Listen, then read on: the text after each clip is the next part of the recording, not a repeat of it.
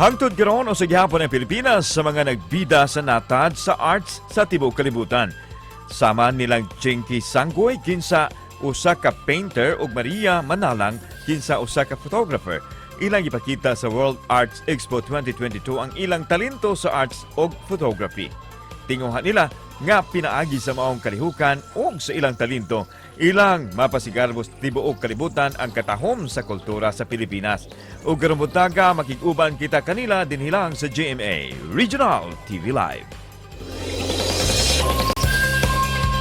Karong buntaga atong ilailahon ang duha ka mga Pilipino nga nagdaog-dungog sa Pilipinas gumikan sa ilang gipasigarbong paintings ug pictures sa World Arts Expo 2022. Let's all welcome Jinky Sangoy and Maria Manalang.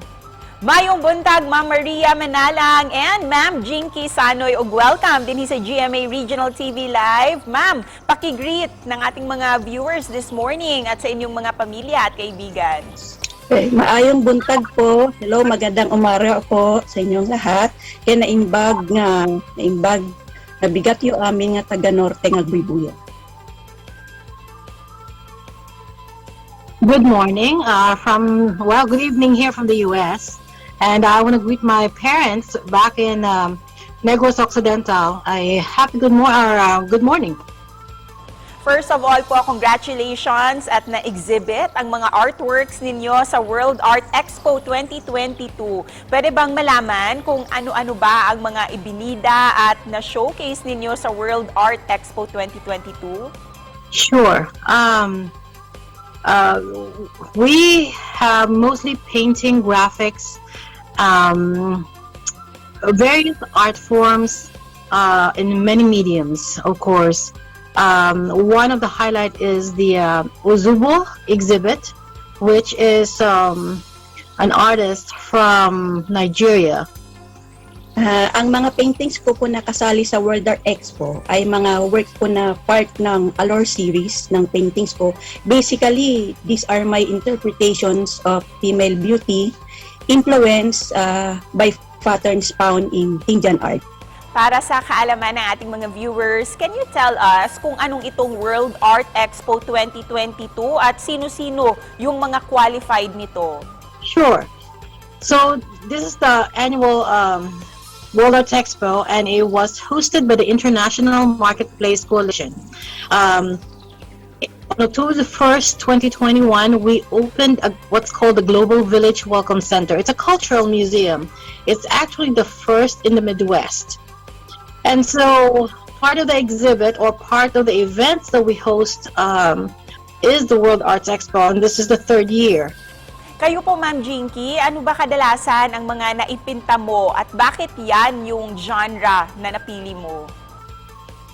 Ang pinipinta ko po ay about sa nga enchanted fantasy, Allure series, yung influenced by beautiful women's.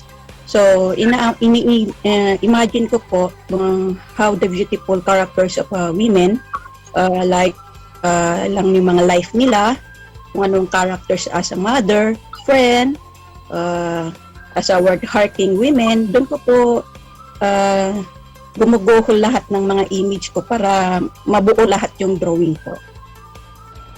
Para po sa inyong dalawa, why is it important to showcase Filipino art sa buong mundo? Bakit po ba kailangan ng buong mundo ang tungkol dito? To be honest with you, my interest, which I plan to pursue in the future, is death and dying. The last moment of life. I want to capture those moments. And so, as you know, I have 2 full-time jobs at the moment, so that might come later on. But really right now, my passion is looking at the culture, looking at my culture, and capture that in its moments, or recreate that in photographs. Dapat malaman ng buong mundo na mayroong original Filipino art na labas sa impluensya ng mga mananakop, gaya ng mga Espanyol, ang Indian art, na inspirasyon ko ay pinamana ng mga ninuno natin. And finally po, ano po yung mensahe ninyo sa ating mga viewers ngayong umaga? This is the first time that Jinky and I actually heard each other's voice. We mostly just communicate through messengers, so thank you for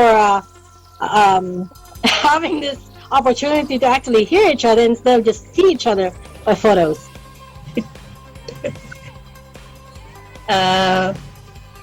Blessing po sa akin ang expo exhibit na ito, pati po si Ma'am Maria Manyalang. And actually po ang mga plans ko po ngayon, exhibit pa rin kasi nasa group po ako ng PCA sa Baguio. Then exhibit pa rin din po sa mga ibang lugar, pero tinatry ko po na mag-join po rin sa online Facebook para na-discover din po. Daghang salamat po sa inyo at once again, congratulations! Thank you din. Thank you. Have a good day.